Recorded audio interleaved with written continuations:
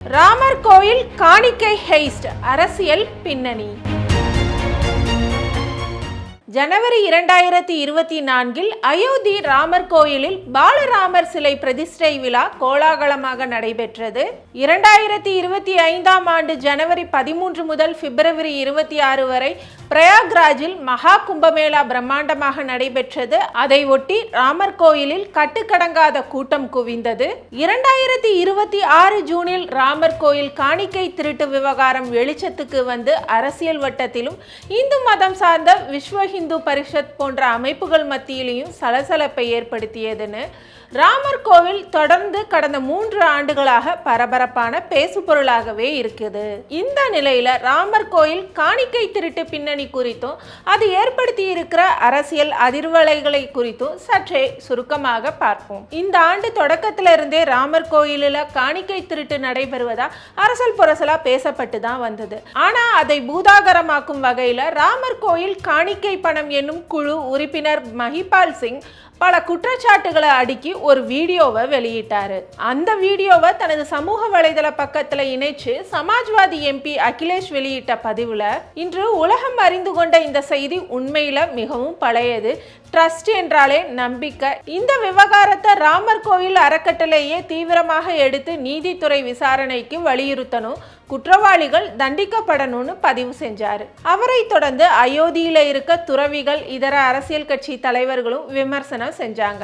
இந்த விவகாரம் தொடர்பாக பாஜக தலைவர் டாக்டர் ரஜினிஷ் சிங் பிரதமர் மோடிக்கு கடிதம் எழுதி விசாரணை நடத்த வலியுறுத்தினார். அதன் தொடர்ச்சியாக சிறப்பு புலனாய்வு குழு விசாரணை நடத்த முதல்வர் யோகி ஆதித்யநாத்தும் உத்தரவிட்டார். அயோத்தி ராமர் கோயில் காணிக்கை திருட்டு புகார்களை மாநில அரசு அமைச்ச சிறப்பு விசாரணை குழு உறுதி செஞ்சு கைது நடவடிக்கைகளையும் ஆரம்பிச்சது.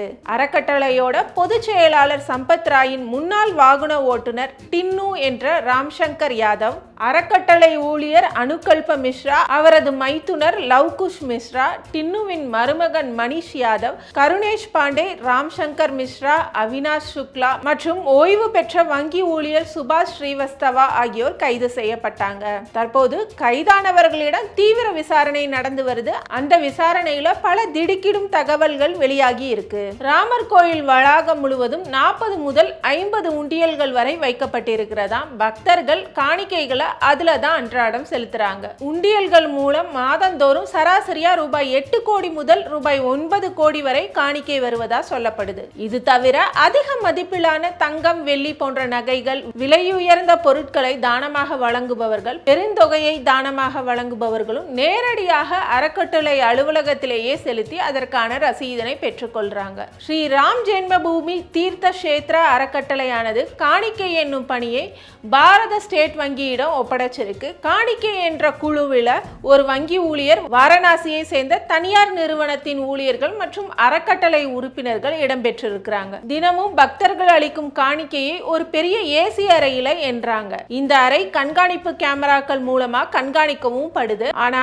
அதையும் மீறி காணிக்கை பணம் எப்படி திருடு போனதுன்னு வரும் ஊடக தகவல்களை தொகுத்தா நவீன மணி ஹெய்ஸ்ட் சீரீஸே எடுக்கலாம் போல இருக்கு. முதலில் ஜூன் 30 நடந்த தீவிர விசாரணையில் வெளியான தகவல்களை பார்ப்போம். ராம்சங்கர் யாதவ் என்ற டின்னுவிடம் தான் கோயில் வளாகத்துக்குள்ள அமைந்துள்ள காணிக்கை என்னும் அறைக்கான சாவி இருக்குது. பணத்தை திருடுறத ஒரு கூட்டு முயற்சியாகவே செஞ்சதா விசாரணையில அவினாஷ் சுக்லான்றவர் தெரிவிச்சிருக்கிறாரு. அதாவது ஒருத்தர் பணத்தை திருட மத்தவங்க அவரை சுத்தி அரண் போல செல்றத வழக்கமா கொண்டிருந்திருக்கிறாங்க. சிசிடிவி கேமராக்கள் எந்தெந்த பகுதியில இருக்குன்றது இவங்களுக்கு நல்லாவே தெரியுங்கிறதுனால அதிலிருந்து எப்படி தப்பிப்பதுன்றதையும் அவங்க தெரிந்தே செயல்பட்டு இருக்காங்க.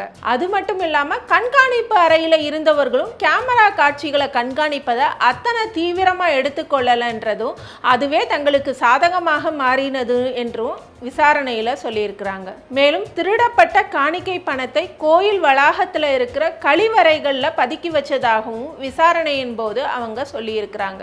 அறக்கட்டளைக்கு நெருக்கமானவர்கள் மீது எந்த சந்தேக பார்வையும் இருக்காதுன்றத பயன்படுத்திக்கிட்டதாகவும் விசாரணையில சொல்லியிருக்கிறாங்க. கடந்த கடந்த கும்பமேளாவின் போது அயோத்தி ராமர் கோயிலுக்கு பக்தர்கள் வருகை மிக மிக அதிகமாக இருந்தது. அந்த நேரத்தில் காணிக்கை திருட்டும் அதிகமாகவே நடைபெற்றதா விசாரணை அதிகாரிகள்கிட்ட கைதானவர்கள் சொல்லி இருக்கிறாங்க.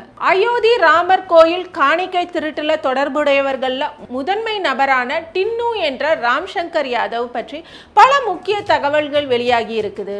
ஆரம்பத்துல தேநீர் கடை நடத்தி வந்த இவர் பின்னாடி ஆட்டோ ஓட்டுநராக இருந்து அதன் பின்னாடி VHP நிர்வாகியாகவும் செயல்பட்டு இருக்கிறாரு. அவரை பற்றி ஊர்க்காரர்களே அறக்கட்டளையிடம் புகார் கூறியதும் இப்போ விசாரணையில தெரிய வந்திருக்குது. இப்படி காணிக்கை திருட்ட மிக லாவகமாக ஒரு குழு போல் செயல்பட்டு அரங்கேற்றியுள்ளதாக விசாரணை தகவல்கள் தெரிவிக்கின்றன. திருட்டு நடந்த விதம் ஏற்படுத்தும் அதிர்ச்சியை ஒரு புறம் இருக்க, திருட்டு சம்பவம் பாஜகவுக்கு பேரதிர்ச்சியை கடத்தி வருவதாக அரசியல் நிபுணர்கள் சொல்றாங்க. ராமர் கோயில் காணிக்கை திருட்டு ஊபி அரசியலில் அதிர்வலைகளை ஏற்படுத்தும்னு பரவலா பேசப்படுற நிலையில அது என்ன மாதிரியான தாக்கத்தை ஏற்படுத்தும்னு பார்ப்போம். இந்த பிரச்சனையில முதல் குரல் அகிலேஷ் யாதவிடம் இருந்து வந்தாலும் கூட அதன் பின்னாடி பகுஜன் சமாஜ் கட்சி, காங்கிரஸ்னு பல்வேறு கட்சிகளும் சேர்ந்து கொண்டன. பாஜகவின் ஆணி வேரில் இந்த கட்சிகள் தாக்குதலை ஆரம்பிச்சிருக்கு. பாஜகவின் அடிப்படை சித்தாந்தம் இந்து மத நம்பிக்கையால் கட்டமைக்கப்பட்டது. அந்த நம்பிக்கை தான் அதன் அரசியலை காலங்காலமா நிர்ணயமும் செய்கிறது. அதுவும் உத்தரப்பிரதேச அரசியலை பொறுத்தவரை பாஜக தனது ஆட்சி நிர்வாகத்தின் வெற்றியாக அயோத்தி ராமர் கோயில், காசி விஸ்வநாதர் வழித்தடம், மகா கும்பமேளா மற்றும் சமய சுற்றுலா ஆகியவற்றை மையமாக கொண்டுள்ள நேரத்தில் இந்த காணிக்கை திருட்டு சர்ச்சை எழுந்திருக்கு. இது ஆணிவேர் தாக்குதல்னு சொல்றாங்க விவரம் அறிந்தவங்க. 500 ஆண்டு கால போராட்டத்துக்கு கிடைத்த வெற்றி என்று அயோத்தி ராமர் கோயில் நிறுவப்பட்டதை பாஜக பெருமிதத்துடன் சொல்லி வர வேளையில பக்தர்கள் அளித்த காணிக்கையில் நடந்துள்ள திருட்டு, அதன் மீதான SIT விசாரணை, FIR, கைது நடவடிக்கைகள் ஆகியன பாஜக மீதான பார்வையை மாற்றக்கூடும்னு கணிக்கப்படுது. ஏன்னா ராமர் கோயில் கட்டுமான பணிகளின் போது பக்தர்கள் ரொக்க பணம், தங்கம், வெள்ளின்னு ரூபாய் 3500 கோடி மதிப்புல கோயில் அறக்கட்டளைக்கு அள்ளி கொடுத்திருக்கிறாங்க. அந்த நிதிக்கும் தற்போது ராமர் கோயிலில் காணிக்கையாக பெறப்படும் நிதிக்கும் எந்த தொடர்பும் இல்லை. இரண்டும் வெவ்வேறு கணக்கு வழக்கு சார்ந்தது என்றாலும் கூட அன்றாடம் கோயில்ல வசூலாகிற காணிக்கை திருட்டு விவகாரத்துல கோயில் கட்டுமானத்துக்கு அளித்த நிதி மேலாண்மை மீதும் பக்தர்களுக்கு சந்தேகம் எழும்பக்கூடும்னு சொல்லப்படுது. ஊபி பாஜக முக்கிய தலைவர் ஒருவர் ராம பக்தர்களுக்கு இது மிகவும் உணர்வு பூர்வமான விஷயம், இத சரியா அணுகி தீர்வு காணணும், இல்லாட்டி இது 2027 ஊபி சட்டப்பேரவை தேர்தலில் நிச்சயம் தாக்கத்தை ஏற்படுத்தும் என்று கூறியிருக்கிறார். இந்த நிலையில எதற்கும் அசராத ஆளுமை கொண்ட முதல்வர் யோகி ஆதித்யநாத் இப்ப இந்துக்கள் மீது இத்தனை அக்கறையோட பேசுற அகிலேஷ் யாதவ் ஸ்ரீ கிருஷ்ண ஜென்மபூமி இயக்கத்துக்கும் ஆதரவு தந்து தன்னை ஒரு இந்து மத தலைவர்னு நிரூபிக்கலாமே. 1990 முலாயம் சிங் யாதவ் அரசு கரசேவகர்கள் மீது துப்பாக்கி சூடு நடத்தியது நினைவிருக்கிறதா என்று கேட்டிருக்கிறாரு. அது மட்டும் இல்லாம ராமர் இருப்பை சந்தேகத்துக்கு உள்ளாக்கியவர்கள், ராம பக்தர்களை இழிவுபடுத்தியவர்கள், பாபர் மசூதியை ஆதரித்தவர்கள், ராமர் கோயிலை பற்றி எதுவுமே பேச தகுதியற்றவர்கள்னு கூறி மிக நேர்த்தியாக நிலைமையை தற்காலிகமாக கையாண்டு வர்றாரு.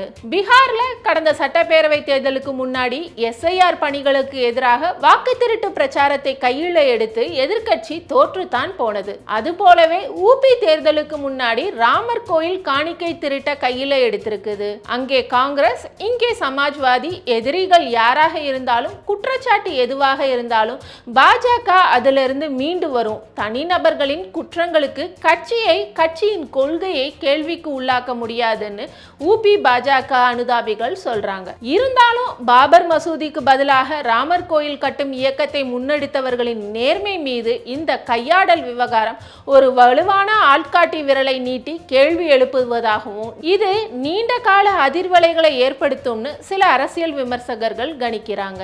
ஊபி அரசியல்ல காணிக்கை திருட்டு விவகாரம் என்ன செய்யுன்றத பகுப்பாய்ந்தது போலவே விஸ்வ இந்து பரிஷத் அமைப்பின் நீண்ட கால கோரிக்கையான கோயில்களை நிர்வகிக்கும் பொறுப்பு அரசிடம் இருக்கக்கூடாது, அது இந்து அமைப்புகளிடம்தான் இருக்கணும்ன்ற கோரிக்கை மீது பாதிப்பை ஏற்படுத்துமான்றதையும் துரிதமாக பார்ப்போம். கடந்த 2025 ஜூலைல மகாராஷ்டிராவில் நடந்த VHP நிர்வாக கவுன்சில் கூட்டத்தில் இந்து கோயில்கள் இந்துக்களால் தான் நிர்வகிக்கப்பட வேண்டும், கோயில்களில் காணிக்கையாக பெறப்படும் நிதி இந்து சமூக சமூகத்தின் வளர்ச்சிக்காக மட்டுமே பயன்படுத்தப்படுவது உறுதி செய்யப்படணும்னு தீர்மானம் நிறைவேற்றப்பட்டது. அந்த தீர்மானத்துக்கு நிச்சயமாக ஒரு வேக தடையாக உருவாகி இருக்கிறது அயோத்தி ராமர் கோயிலில் இந்துக்களால் நிர்வகிக்கப்பட்ட அறக்கட்டளையில் உள்ள நிர்வாகிகள் சிலர் நடத்திய காணிக்கை திருட்டு விவகாரம்னு விஹெச்பிக்கு உள்ளேயே சலசலப்புகள் எழுந்துள்ளதாக தகவல்கள் வருகிறது. அதே போல மூத்த RSS பிரச்சாரகர்கள் சிலர் அயோத்தி கோயிலில் நடந்துள்ள முறைகேடு இந்து கோயில்களை விடுவியுங்கள் என்ற நீண்டகால கோரிக்கைக்கு முட்டுக்கட்டை போட்டிருக்கு.